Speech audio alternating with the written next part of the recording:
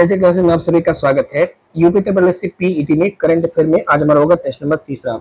इससे पहले हमने आपको 2 टेस्ट करा दिया। अगर आपने उसे नहीं देखा तो वीडियो के डिस्क्रिप्शन बॉक्स में प्लेलिस्ट दिया हुआ है, आप वहां से उन टेस्ट को जरूर दीजिएगा।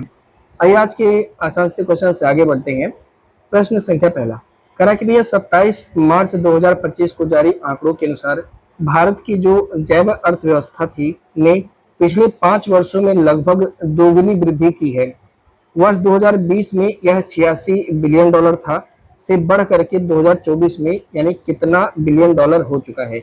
जो भारत की जैव अर्थव्यवस्था है उसे आपसे पूछ रहा है कि भैया इसमें डेवलपमेंट हुआ है 2020 की तुलना में 2025 अभी चल रहा है, तो 2024 के अंतिम में कितना हो गया है बढ़ करके। तो ये क्वेश्चन आप सोचिए आसान सा है ना, आप 86 का दोगुना कर देंगे तो वैसे ही आपका जवाब जो है आ जाएगा साथी। ठीक है, तो कितना हो जाएगा वैसे ही आप सोच सकते हैं। तो 165 बिलियन डॉलर, क्योंकि सवाल में कह दिया दुगना वृद्धि हुआ है तो ये सोच करके जवाब दिया जा सकता है, अगर नहीं भी आंसर होता तभी भी। ठीक है, तो 165 बिलियन डॉलर पहुंच गया है भारत की जैव अर्थव्यवस्था। ठीक है, अब देखिए इसके बारे में थोड़ा सा और पढ़ लेते हैं। ये रिपोर्ट मार्च 2025 की है, जिसके अनुसार भारत की जैव अर्थव्यवस्था 2020 में 86 बिलियन डॉलर से बढ़ करके 2024 में 165 बिलियन डॉलर यानी दोगुना हो चुकी है। यहाँ पे एक प्रश्न और आप याद रखिएगा, जो हमारा एग्रीकल्चर और उससे जो रिलेटेड सेक्टर होते हैं यानी कृषि और संबद्ध क्षेत्र का योगदान भारत की जीडीपी में लगभग में 16% का है। तो ये आपसे क्वेश्चन पूछेगा कि भाई भारतीय कृषि और संबद्ध क्षेत्र का योगदान भारत की जीडीपी में कितना प्रतिशत है, तो आप बताइएगा कि यह 16% के आसपास में है। जबकि अगर आप देखेंगे कि भारत जो है विश्व के कुल अनाज उत्पादन में लगभग में 11.6% का योगदान करता है। यानी अगर आप देखेंगे तो भारत जो है वो विश्व में जितने भी खाद्यान्न उत्पादन होते हैं उनमें भारत का कंट्रीब्यूशन अकेले 11.6% है। लगे हाथों एक बात और याद रखिएगा कि जो हमारा उत्तर प्रदेश है दोस्त है ना, वह भारत में खाद्यान्न के उत्पादन में नंबर 1 का राज्य है। मतलब कि खाद्यान्न के उत्पादन पे ये शीर्ष पर है। हमारा उत्तर प्रदेश कहाँ पे है? शीर्ष पर है। जैसे आप जानते हैं हमारा उत्तर प्रदेश गेहूं के उत्पादन में कहाँ पे है, तो आप कहोगे सर पूरे राज्य में जो हमारे 28 राज्य हैं गेहूं का सबसे ज्यादा उत्पादन कहाँ पे होता है, तो यह हमारे उत्तर प्रदेश में होता है। अगर आप कहोगे सर गन्ने का सबसे ज्यादा उत्पादन कहाँ पे होता है, तभी भी जवाब होगा शायद हमारे उत्तर प्रदेश में गन्ने का भी सबसे ज्यादा उत्पादन होता है। ठीक है, तो इन सारी बातों को याद रखिएगा। बाकी खाद्यान्न बहुत ज्यादा इंपॉर्टेंट है कि खाद्यान्न में सबसे ज्यादा उत्पादन खाद्यान्न के मामले में शीर्ष पर कौन सा राज्य है, तो जवाब होता है शायद हमारा उत्तर प्रदेश। ठीक, अगला प्रश्न देखिएगा, नवीन एवं नवकरणीय ऊर्जा मंत्रालय की रिपोर्ट के अनुसार वर्ष 2023 के अंत में देश में सौर ऊर्जा उत्पादन क्षमता 73.32 गीगावाट थी। ठीक है, जो कि 2024 के अंत में बढ़ करके कितना हो गई है। यानी जो हमारे नवीन और नवीकरणीय ऊर्जा मंत्रालय इन्होंने रिपोर्ट दिया और कहा कि भाई देखो वर्ष 2023 में अगर आप देखोगे तो हमारे यहाँ जो सोलर एनर्जी का क्षमता था वह तकरीबन 73.32 गीगावाट था, लेकिन हम लोगों ने उसमें प्रोग्रेस किया और यह 2024 में इसमें विकास हुआ और यह बढ़ करके कितना हो गया, ये आपसे शायद पूछ रहे हैं। तो याद रखिएगा यह बढ़ करके 97.86 गीगावाट हो चुका है। यानी इस समय भारत का जो सौर ऊर्जा उत्पादन क्षमता है वह 97.86 गीगावाट है। इसे आपको याद रखना होगा। अब कुछ डाटा है नवीकरणीय ऊर्जा को लेकर के, इसे आप ध्यान रखिएगा। जैसे आपने सौर ऊर्जा उत्पादन क्षमता देखा ही है, इसमें वृद्धि हुआ है। ठीक है, वृद्धि होकर के 2023 में यह 73.32 गीगावाट था। 2023 में जो हमारी सौर ऊर्जा उत्पादन क्षमता है बढ़ करके 2024 में 97.86 गीगावाट हो चुका है। ठीक है, यानी कितने की वृद्धि हुई है? 24.54 गीगावाट की एक साल में। ठीक है, यहीं पर अगर आप पवन ऊर्जा क्षमता देखेंगे तो ये भारत की जो पवन ऊर्जा क्षमता है इसमें भी वृद्धि हुई है साथी, 7.6% की वृद्धि होकर के जहाँ पे 44.74 गीगावाट थी, अब वह जो है 48.16 गीगावाट हो चुकी है। तो वर्तमान में अगर आप देखेंगे भारत की पवन ऊर्जा क्षमता तो आप बताइएगा साहब वो 48.16 गीगावाट है। यहीं पर बायो एनर्जी यानी जैव ऊर्जा उत्पादन की बात अगर हम करें तो वर्ष 2023 में जहां यह 10.84 गीगावाट थी, 0.70% की वृद्धि करके 2024 के अंत में आप देखेंगे तो यह 11.35 गीगावाट हो चुकी है। तो ये वृद्धि वाला आप प्लीज याद रखना। जैव ऊर्जा कितना बढ़ के हो गया 11.35, पवन ऊर्जा कितना हो गया 48.16, सौर ऊर्जा कितना हो गया 97.86। ठीक है। अगला, भारत का पहला सफेद बाघ प्रजनन केंद्र निम्नलिखित में से किस जिले में स्थापित किए जाने की घोषणा की गई है? तो साथी याद रखिएगा, यह होगा आपका जवाब मध्य प्रदेश। मध्य प्रदेश में केंद्रीय चिड़ियाघर प्राधिकरण के द्वारा सफेद बाघों के प्रजनन का केंद्र खोलने का प्रस्ताव प्रपोजल रखा गया है।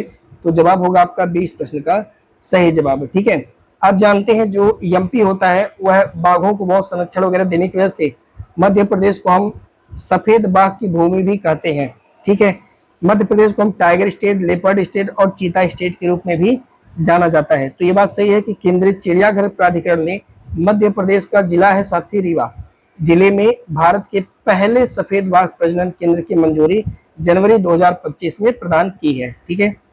अगला क्वेश्चन है, 10 मार्च 2025 को देश के 58वें टाइगर रिजर्व के रूप में माधव टाइगर रिजर्व का उद्घाटन किया गया।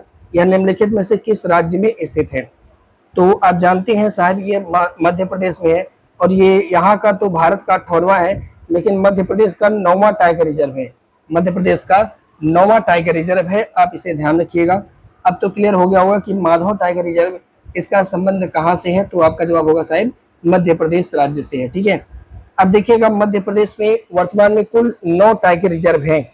अब ये 9 टाइगर रिजर्व कौन कौन से हैं आपको ध्यान रखना होगा। सबसे पहले तो सतपुड़ा टाइगर रिजर्व याद रखिएगा मध्य प्रदेश में है। ठीक है। सतपुड़ा की पहाड़ियां आपको पता होगा, मैकाले, महादेव, सतपुड़ा की पहाड़ियां, ये सब जो हमारी जो सतपुड़ा की पहाड़ियां उसकी चोटियां हैं। ठीक है। पेंच राष्ट्रीय उद्यान कह लीजिए या वन्य जीव अभ्यारण्य कह लीजिए या आप कह सकते हैं टाइगर रिजर्व, ये तीनों की तीनों मतलब एक ही जगह है, अलग अलग पदवी दी गई है। तो ये कहाँ पे है? मध्य प्रदेश में। बांधवगढ़ तो आपको याद ही होगा, बांधवगढ़ राष्ट्रीय उद्यान या बांधवगढ़ टाइगर रिजर्व, यह हमारे साथी मध्य प्रदेश में है। कान्हा याद रखिएगा, ये बहुत इंपॉर्टेंट है। कान्हा टाइगर रिजर्व कहाँ पे है? मध्य प्रदेश में। संजय दुगरी आप जानते हैं अभी जल्दी बनाया गया था, तो संजय दुगरी यह जो है यह भी मध्य प्रदेश में है। पन्ना तो याद ही होगा, पन्ना के खाने है ना, तो भाई ये मध्य प्रदेश में। रानी दुर्गावती, ये देखिए थोड़ा इंपॉर्टेंट है, रानी दुर्गावती टाइगर रिजर्व कहाँ पे है? तो यह आपसे अगर पूछेगा तो आप बताइएगा शायद एमपी में। रातापानी अभी हाल ही में इसे बनाया गया था टाइगर रिजर्व, तो रातापानी कहाँ पे है? तो आपका जवाब होगा रातापानी टाइगर रिजर्व, यह मध्य प्रदेश में। माधवगढ़ तो आपने देखा है जनवरी 2025 में बनाया गया, तो माधवगढ़ माधवगढ़ टाइगर रिजर्व कहाँ पे है? तो यह आपका हो जाएगा एमपी यानी मध्य प्रदेश। इसे एक दो बार पढ़िएगा, याद हो जाएगा। और भारत का 58वां टाइगर रिजर्व कौन सा है? माधवगढ़ टाइगर रिजर्व, जो कि मध्य प्रदेश में स्थित है। ठीक है। अगला क्वेश्चन, निम्नलिखित कथनों पर विचार कीजिए और नीचे दिए गए कोड से सही विकल्प का चयन कीजिए। वन स्थिति रिपोर्ट 2023। साथ ही वन स्थिति रिपोर्ट में आज हमारा 3 सवाल हो चुका। आपसे हम यही रिक्वेस्ट करेंगे कि पहले वाला वीडियो आज जरूर देखिएगा वहां से, ताकि 2 क्वेश्चन और आप कवर कर पाओ। वीडियो के डिस्क्रिप्शन बॉक्स में दिया हुआ है लिंक, वहां से देखिएगा। और मेरा आपसे साथी विनम्र निवेदन है कि अगर अभी तक आपने हमारे इस चैनल को सब्सक्राइब नहीं किया तो कर लीजिए। देखिए क्वालिटी कंटेंट आपको हमारे चैनल पर मिलेगा एकदम अच्छे से, है ना, कोई इसमें बकवास नहीं, फालतू का समय नहीं गुजारना। अगर आपको सिलेक्शन चाहिए तो प्रैक्टिस करिए, और प्रैक्टिस आप हमारे एचडी क्लासेस पे कर सकते हैं। बेहतर रूप में आपको प्रैक्टिस यहाँ पे कराई जाएगी साहब, है ना। तो इसको आप सब्सक्राइब कर लेना। कोई भी एग्जाम होगा आप देखना, ये जीएस अगर आप अच्छे से कर रहे हो ना हमारी क्लास से, तो यकीनन आप कोई भी एग्जाम में बैठना अच्छे से आप फोड़ पाओगे। बस उतना याद कर लेना जितना आपको कंटेंट दिया जा रहा है। ठीक है। तो वन स्थिति के 3 क्वेश्चन हो गए, आप उसे देख लेना। तो भैया इंडियन स्टैटिक फॉरेस्ट रिपोर्ट, जिसे हम आईएसएफआर के नाम से जानते हैं, 2023 कह रहा है कि भैया वन स्थिति रिपोर्ट यानी इंडियन स्टैटिक फॉरेस्ट रिपोर्ट 2023 के अनुसार देश में कुल वनावरण और वृक्षावरण का जो प्रतिशत है वह कितना है? 25.17%। तो पीछे भी चर्चा इस पर शायद हमने की, तो ये बात बिल्कुल सही है। वन स्थिति रिपोर्ट 2023 के अनुसार देश में कुल वन आवरण केवल कितना है? तो 21.76%। ये बात भी सही है। तो आपका दोनों स्टेटमेंट यहाँ सही है, सी जवाब हो जाएगा साथी इस प्रश्न का राइट आंसर। ठीक है। देखिए वन स्थिति रिपोर्ट 2023 में नोट करिएगा, रिपोर्ट के अनुसार देश में कुल वनावरण और वृक्षावरण का प्रतिशत यह 25.17%, जबकि देश में कुल वन आवरण का प्रतिशत 21.76%। अब यहाँ याद रखिएगा क्षेत्रफल की दृष्टि से जैसे ISFR 2021 भी जारी किया गया, मैंने आपसे पिछले वीडियो में बताया था, इसकी तुलना में क्षेत्रफल के अनुसार, ठीक है, किसके अनुसार, क्षेत्रफल की दृष्टि से 2023 में वन और वनावरण में कौन कौन से राज्य हैं जिन्होंने वृद्धि किया हुआ है। तो ऐसे वृद्धि दिखाने वाले शेष 5 राज्य कौन से हैं। तो मेरे भाई इनमें जो पहला होगा वह आपका हो जाएगा मिजोरम, दूसरा होगा गुजरात, तीसरा है उड़ीसा, चौथा कर्नाटक, पांचवा केरल। ठीक है, तो याद रखिएगा कि वृद्धि दिखाने वाले यानी 2021 की तुलना में 2023 में वृद्धि दिखाने वाले शेष राज्यों में कौन कौन है, मिजोरम, गुजरात, उड़ीसा, कर्नाटका और केरल। ठीक है, याद कर लीजिएगा इसे। अगला प्रश्न है, निम्नलिखित में से किसे साहित्य अकादमी युवा पुरस्कार 2025 प्रदान किया गया है। साहित्य अकादमी युवा पुरस्कार, हालांकि इसमें साहित्य अकादमी तो अन्य भाषाओं में भी दिया जाता है, पर यहाँ पर और कोई नाम ऐसा दिख नहीं रहा है। ठीक है, तो सही जवाब जो इस प्रश्न का हो जाएगा होगा आपका पार्वती तिर्की, यानी जो करेक्ट आंसर होगा वह आपका हो जाएगा साथी ए, यानी पहला होगा इस प्रश्न का सही जवाब। ठीक है, देखिए आप जानते हैं पार्वती तिर्की को इनकी एक कविता संग्रह है फिर उगना, इसके लिए मिला है साथी साहित्य अकादमी युवा पुरस्कार 2025। तो इनका नाम याद रखिएगा पार्वती तिर्की, इनको मिला है इनकी कविता संग्रह है फिर उगना। ठीक है, इसी प्रकार से आप देखेंगे सुशील शुक्ल को इनकी एक लघु कहानी संग्रह है 1/12, इसके लिए इन्हें क्या मिला है, साहित्य अकादमी बाल पुरस्कार 2025। तो इसे आप नोट करें, साहित्य अकादमी बाल पुरस्कार 2025 यह किसे दिया गया, सुशील शुक्ल को दिया गया। आगे हम बात करेंगे 34वां सरस्वती सम्मान, 34वां सरस्वती सम्मान 2024 यह किसे मिला है। तो याद रखिएगा संस्कृत के विद्वान है महामहोपाध्याय भद्रेश दास जी स्वामी, इन्हें मिला है 34वां सरस्वती सम्मान 2024। तो इनका नाम याद रखिएगा, संस्कृत के विद्वान है, वैसे भी दिख जाएंगे। अगला 7 मई 2025 को डॉक्टर MR श्रीनिवास जी का निधन हो गया, इन्हें निम्नलिखित में से किस वर्ष पद्म विभूषण से सम्मानित किया गया था। अब ये क्वेश्चन थोड़ा टिपिकल है, अब अगर ऐसा क्वेश्चन आ गया आपको ये डाटा नहीं पता है तो बिना मतलब का गोला भरने की जरूरत नहीं है, वरना माइनस मार्क हो जाएगा। देखिए वही गोला भरिए जो आपको एकदम सटीक आंसर आता हो। ठीक है, तो देखिए इन्हें पद्म विभूषण मिला था, पद्म विभूषण डॉक्टर MR श्रीनिवास जी को। ठीक है, कब मिला था साहब, तो इन्हें मिला था 2015 में। तो प्रश्न का जवाब होगा आपका कौन सा, सी। अब ये देखिए 2015 में, आप कहोगे 15 का सवाल है, लेकिन अभी ये इनकी मृत्यु हुई है 20 मई 2025 को, इसीलिए यह सवाल चर्चा में बन सकता है। ठीक है, देखिए परमाणु ऊर्जा आयोग के पहले अध्यक्ष भी रह चुके हैं डॉक्टर MR श्रीनिवास जी, इनका जो है निधन हो चुका है 20 मई 2025 को। 1984 में इन्हें पद्मश्री से सम्मानित किया गया था, जबकि 2015 में इन्हें साथी पद्म विभूषण से सम्मानित किया गया था। ठीक है, आप जानते हैं ये क्वेश्चन हालांकि बहुत पुराना हो चुका है, डॉक्टर मनमोहन सिंह जी का निधन हुआ 26 दिसंबर 2024 को। तो ये डेट आपको याद रखना होगा, हो सकता है एग्जामिनर मनसा जाए क्योंकि ये डेट लगभग सभी को भूल चुका है। ठीक है, हुआ क्या कि 23 दिसंबर 2024 को प्रसिद्ध फिल्म निर्देशक थे श्यामा बेनेगल जी, इनका निधन हुआ है साथी। और याद रखना होगा कि श्यामा बेनेगल जी को वर्ष 2005 में, कब, वर्ष 2005 में दादा साहेब फाल्के पुरस्कार से सम्मानित किया गया था। तो ये भी काफी इंपॉर्टेंट है, श्यामा बेनेगल।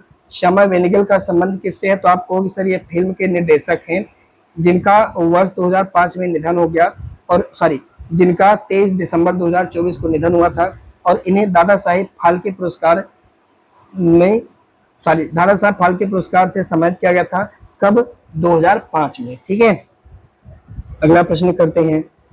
प्रश्न करा कि रंगोत्सव 2025 के संदर्भ में निम्नलिखित कथनों पर विचार कीजिए। 7 मार्च 2025 को बरसाना यानी मथुरा में आयोजन किया गया रंगोत्सव 2025, इसका समापन 24 मार्च 2025 को हुआ। नहीं साथी, इसका समापन 24 मार्च को नहीं बल्कि 22 मार्च को हुआ था। कब हुआ है इसका समापन, 22 मार्च को हुआ है। तो इस कारण से ये वाला विकल्प गलत हो जाएगा। आपसे पूछ रहा कौन सही है, तो इस प्रश्न का जवाब होगा केवल एक, यानी केवल पहला। देखिएगा हुआ क्या कि मुख्यमंत्री के द्वारा इसकी शुरुआत की गई है रंगोत्सव 2025, जिसका आयोजन 7 मार्च 2025 को किया गया बरसाना यानी मथुरा में। इसका समापन हुआ 22 मार्च 2025 को। लगे हाथों एक और प्रश्न पढ़ लीजिएगा।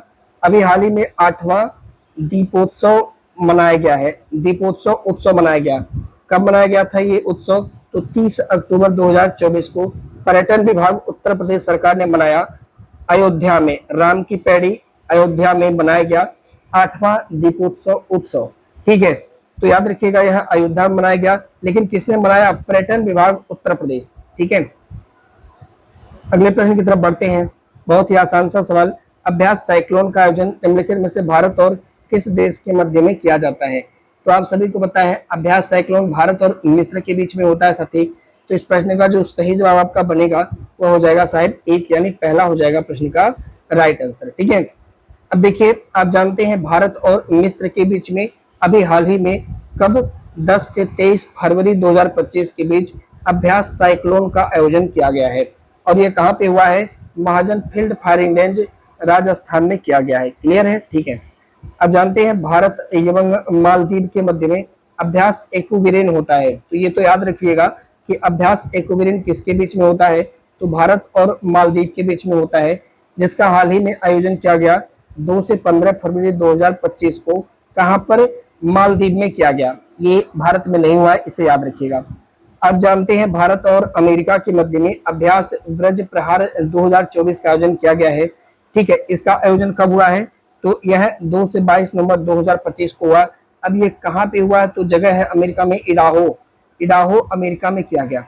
यानी सिर्फ एक ही है अभ्यास साइक्लोन जो हमारे यहाँ हुआ, बाकी अभ्यास एक्विरिन और अभ्यास ब्रज प्रहार इन दोनों का आयोजन वहीं पर किया गया। अभ्यास एक्विरिन का आयोजन मालदीव में हुआ, जो कि भारत मालदीव की सेना के बीच में युद्धाभ्यास होता है, जबकि अभ्यास ब्रज प्रहार इसका आयोजन इडाहो अमेरिका में किया गया। ठीक है, अगला प्रश्न है, निम्नलिखित में से कौन सा रामसर स्थल उत्तर प्रदेश में स्थित नहीं है? कौन सा 91 रामसर साइट से आपको पता है, इनमें से कहा कि कौन सा है जो उत्तर प्रदेश में नहीं है? साथ ही उत्तर प्रदेश में कुल 10 रामसर साइट हैं, कुल रामसर स्थल जो है वो 10 हैं। ठीक है, लेकिन इसमें जो नंजरायड़ पक्षी अभ्यारण्य है यह तमिलनाडु में है। ठीक है, तमिलनाडु में है, इसे याद रखिएगा। नंजरायड़ पक्षी अभ्यारण्य यह हमारे यहाँ नहीं है बल्कि तमिलनाडु में है, और यह भी एक रामसर साइट है, इसमें कोई डाउट नहीं है। बाकी ये 3 हमारे यहाँ है, उत्तर प्रदेश में है। तो इस प्रश्न का जो सही जवाब होगा वह हो जाएगा डी वाला राइट आंसर। देखिएगा उत्तर प्रदेश का जो था हमने 10 के 10 लिख दिया है, इसे आप प्लीज एक बार पढ़ लेना, 2-3 बार पढ़ना, याद हो जाएगा। तो अभी आपने देखा कि नंजरायड़ पक्षी अभ्यारण्य यह जो है तमिलनाडु में है, एक रामसर स्थल है। उत्तर प्रदेश में कुल 10 रामसर स्थल है। पहला तो ऊपरी गंगा नदी, इस क्षेत्र को भी रामसर स्थल के रूप में घोषित किया गया। नवाबगंज पक्षी अभ्यारण्य, देखिए जितना भी है सब पक्षी अभ्यारण्य है। जैसे नवाबगंज पक्षी अभ्यारण्य आप देखेंगे यह भी जो है उत्तर प्रदेश का रामसर साइट है। पार्वती अर्गा पक्षी अभ्यारण्य, ठीक है, यह भी आपका है रामसर साइट। समन पक्षी अभ्यारण्य ये भी है, समसपुर पक्षी अभ्यारण्य ये भी है, सांडी पक्षी अभ्यारण्य ये, सरसई नवर झील ये भी आपका रामसर साइट है, याद रखिएगा। सुर सरोवर झील ये भी रामसर साइट है। हैदरपुर आर्द्र भूमि ये भी रामसर साइट। बखरा वन्यजीव अभ्यारण्य ये भी आपका रामसर साइट है। तो इन रामसर साइट्स का नाम आप अच्छे से याद कर लेना। अगला, स्मोक एंड एसेज पुस्तक निम्नलिखित में से किसके द्वारा लिखा गया? स्मोक एंड एसेज पुस्तक के लेखक कौन है, ये आपसे पूछ रहा है। तो साथ इसके लेखक अमिताभ घोष हैं। ठीक है, तो इस प्रश्न का जो करेक्ट आंसर होगा वो आपका बी होगा। तो पुस्तक में हमने पहले भी आपसे 10-15 पे डिस्कस किया था, आइए 4-5 पे और डिस्कस कर लेते हैं। दोनों को आप इकट्ठा कर लीजिएगा, मैंने आपसे बार बार कहा कि इस पर अपडेट होता रहता है, तो इकट्ठा कर लीजिएगा और रिवीजन करते रहिएगा। अमिताभ घोष की पुस्तक है स्मोक एंड एसेज, जबकि सलमान रुश्दी ने लिखा विक्ट्री सिटी, जबकि टी.एन. शेषन ने लिखा through the broken glass and autobiography. तो इनका थोड़ा इंपॉर्टेंट है, आप ध्यान रखना। मोदी का बनारस यह अरविंद चतुर्वेदी का किताब है, याद रखिएगा। द प्रॉफिट ये पेपर में काफी बार आ चुके हैं और आ भी सकते हैं, खलील जिब्रान की किताब है। Twinkle Khanna welcome to paradise, इन्हें याद रखिएगा। चेतन भगत की किताब है 11 रूल फॉर लाइफ, प्लीज इन्हें ध्यान रखिएगा। Preeti Sinha it happened for a reason, ये भी बहुत ज्यादा इंपॉर्टेंट है। प्रीति सिन्हा की किताब है it happened for a reason, please आप इसे भी थोड़ा सा शायद ध्यान रखिएगा। ठीक है, अगला क्वेश्चन करते हैं। विश्व महासागर दिवस, इससे पहले भी हमने आपको दिवस का अध्ययन कराया, दिवस पे हम लोगों ने चर्चा किया। इस जो आज भी कराएंगे इसे भी और पिछला भी, आप रिवीजन जरूर करिएगा क्योंकि एक बार में किसी को कुछ भी याद नहीं होता। तो यह विश्व महासागर दिवस कब मनाया जाता है? तो आप जानते हैं प्रतिवर्ष 8 जून को विश्व महासागर दिवस मनाया जाता है। सही जवाब हो जाएगा प्रश्न का सी, राइट आंसर। ठीक है, अब देखिए कुछ इंपॉर्टेंट बातें हैं जिसे आपको ध्यान रखना होगा, इन्हें आप मई वाला याद कर लीजिए। जैसे 12 जून को आप जानते हैं विश्व बाल श्रम निषेध दिवस मनाते हैं। 8 जून को आपने देखा महासागर दिवस। 7 जून को विश्व खाद्य सुरक्षा दिवस के रूप में मनाते हैं, जबकि 31 मई को विश्व तंबाकू निषेध दिवस, ये काफी इंपॉर्टेंट है। 22 मई को हम मनाते हैं अंतर्राष्ट्रीय जैव विविधता दिवस। बाकी 17 मई को विश्व दूरसंचार एवं सूचना समाज दिवस, अंतर्राष्ट्रीय परिवार दिवस, ये भी बहुत ज्यादा इंपॉर्टेंट है, याद रखिएगा। आयुर्वेद दिवस 13 मई। 11 मई को राष्ट्रीय प्रौद्योगिकी दिवस इंपॉर्टेंट है। 10 मई को विश्व प्रवासी दिवस, ये भी काफी इंपॉर्टेंट है। विश्व अस्थमा दिवस 6 मई को, जबकि प्रेस स्वतंत्रता दिवस यह साथी 3 मई को मनाया जाता है। तो ये काफी इंपॉर्टेंट थे जिस पर हमने चर्चा किया, आप स्क्रीनशॉट ले सकते हो। अगला, वैश्विक नवाचार सूचकांक 2024 यानी ग्लोबल इनोवेशन इंडेक्स 2024 में भारत को कौन सा स्थान मिला है? इस बार भारत को कह रहा है भैया 2024 के सूचकांक में कौन सा स्थान मिला है? तो साथ ही भारत को 39वां स्थान मिला। प्रश्न का जवाब होगा आपका डी, यानी चौथा हो जाएगा इस प्रश्न का सही जवाब। देखिए, अगर हम बात करेंगे ग्लोबल इनोवेशन इंडेक्स की, जिसे आप GII के नाम से जानते हो, यह जारी किया गया शायद 2024 में। अब कह रहा कि वैश्विक नवाचार सूचकांक 2024 में इसके संदर्भ में चर्चा करना। तो पहली पॉइंट तो याद रखिएगा, इसे जारी कौन किया? तो WIPO यानी वर्ल्ड इंटेलेक्चुअल प्रॉपर्टी इंडेक्स, जिसे आप वर्ल्ड इंटेलेक्चुअल प्रॉपर्टी इंडेक्स बोलते हो, सॉरी ऑर्गेनाइजेशन बोलते हो, WIPO यानी विश्व बौद्धिक संपदा संगठन, जिसे आप बोलते हो WIPO, इनके द्वारा साथ ही जारी किया गया है। यह इस सूचकांक का कौन सा संस्करण है? तो यह इस सूचकांक का 17वां संस्करण है। इसका शीर्षक 2024 का है सामाजिक उद्यमिता को उजागर करना। इस सूचकांक में लगातार 14वें वर्ष यानी 14 साल से स्विट्जरलैंड शीर्ष पर है। साथी सूचकांक में भारत को देखेंगे तो भारत 39वें स्थान पे है, जबकि 2023 में भारत 40वें स्थान पर था। सूचकांक में शीर्ष 3 देश में आप देखेंगे स्विट्जरलैंड, स्वीडन और अमेरिका है, यानी स्विट्जरलैंड को पहला, स्वीडन को दूसरा और तीसरे नंबर पे अमेरिका को स्थान मिला हुआ है। ठीक है, अगला 51वां G7 शिखर सम्मेलन 2025 के संदर्भ में निम्नलिखित कथनों पर विचार कीजिए। इसका आयोजन जून 2025 में कनाडा में किया गया, ये बात बिल्कुल सही है साथी। हाल ही में G7 शिखर सम्मेलन का आयोजन किया गया है, कहाँ पे? तो ये किया गया है कनाडा में। ठीक है, कोई दिक्कत नहीं है। इस सम्मेलन में भारत की तरफ से विदेश मंत्री एस जयशंकर उपस्थित रहे। नहीं साथी, यहाँ पे प्रधानमंत्री स्वतः गए थे, तो PM मोदी जी उपस्थित थे। ठीक है, तो यहाँ पे जो करेक्ट आंसर आपका हो जाएगा केवल एक होगा, क्योंकि पूछा है कौन सही है, तो केवल एक इस प्रश्न का राइट आंसर है। ठीक है, अब देखिएगा G7 के बारे में आपको कुछ बातें याद रखनी है। सबसे पहली बात तो इसका कौन सा संस्करण है? तो साथ ही इसका 51वां संस्करण है G7 के शिखर सम्मेलन का। इसका आयोजन 15 से 17 जून 2025 के मध्य में कनाडा में आयोजित किया गया है। कनाडा के प्रधानमंत्री हैं मार्की कोनी, यह अध्यक्षता करते हैं। तो मार्की कोनी कौन है? तो कनाडा के PM है। इन्हें थोड़ा सा आपको याद रखना होगा। भारत की ओर से प्रधानमंत्री श्री नरेंद्र मोदी ने सम्मेलन में भाग लिया है। G7 जो है वह विश्व की सर्वाधिक औद्योगिक और विकसित महाशक्तियों का संगठन है। हमारा भारत इसमें नहीं है। ठीक है, भारत का सिर्फ वही बात है, ठीक है, खाओ और खूब खाओ, बाकी कहीं पर प्रोग्रेस मत करो, खाओ और खूब खाओ और शिक्षकों को पीटो। तो भैया कौन कौन देश हैं? तो सबसे शक्तिशाली तो आप पहले नंबर पे कहोगे सर अमेरिका तो होगा करेगा, ये तो सोचने वाली बात कौन सी है? तो अमेरिका है, तो अमेरिका में ही लगा है कनाडा, ये भी होगा, है ना। तो ये हो गया भैया अमेरिका का। फिर आप देखिएगा यूनाइटेड किंगडम, हमारे जो यूरोपीय देश हैं, उसके बाद जर्मनी, फ्रांस, इटली, तो ये सब यूरोपीय देश हैं। हाई जापान सिर्फ एशिया से हैं। तो आप देखिएगा यूनाइटेड किंगडम यानी संयुक्त राज्य यूनाइटेड किंगडम है। ठीक है, फिर जर्मनी है, ये हमारे यूरोप के देश हैं, फ्रांस है, इटली है, जबकि जापान ये हमारे एशिया में है और वो पूर्वी एशिया का पार्ट है। ठीक है, तो इस तरह से 7 देशों का समूह है। कौन कौन से? तो USA याद रखेंगे, उसके बगल में ही है कनाडा, इसे भी तो याद रखा जा सकता है। क्यों? तो भैया ये दोनों तो इकट्ठे हैं। फिर यूरोप में कौन कौन देश है? तो आपको सर UK है, फिर उसके बाद जर्मनी है, फिर उसके बाद फ्रांस है, उसके बाद इटली है, फिर उसके बाद सब जापान है। भारत नहीं है G7 में, है ना। अगला और आज का आखिरी क्वेश्चन है साथी। उम्मीद करते हैं क्वेश्चन आपको अच्छे लग रहे होंगे, तो प्लीज कमेंट करना। अगर आप कमेंट करेंगे तो नंबर ऑफ क्वेश्चन हम इंक्रीज भी करवा सकते हैं, ठीक है। क्वेश्चन कह रहा है कि सतत विकास रिपोर्ट 2024 में भारत की रैंकिंग क्या है। तो भैया भारत की रैंकिंग 2024 में 99 पे आ गई है। सस्टेनेबल डेवलपमेंट गोल जो SDG इंडेक्स है उसमें, ठीक है। देखिएगा, सतत विकास रिपोर्ट यानी सस्टेनेबल डेवलपमेंट रिपोर्ट SDR कहिए या SDG इंडेक्स कहिए। पहली बात तो सस्टेनेबल डेवलपमेंट गोल जो है रिपोर्ट, यह कौन जारी करता है। तो सस्टेनेबल डेवलपमेंट सॉल्यूशन नेटवर्क यानी सतत विकास समाधान नेटवर्क के द्वारा जारी किया गया सतत विकास रिपोर्ट 2024। यह इस रिपोर्ट का 10वां संस्करण है। इस बार का शीर्षक है financing sustainable development to 2030 and mid century. यह इसका थीम है, ठीक है। सूचकांक में शीर्ष पर 5 देश कौन कौन से हैं।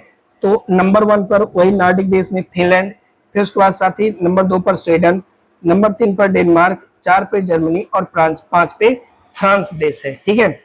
SDG सूचकांक 2025 में देखेंगे भारत तो 167 देशों में शायद 99 स्थान पे है, जबकि 2024 में यह 109वें स्थान पर था। उम्मीद करते हैं कि आपको यह सेशन समझ में आया होगा।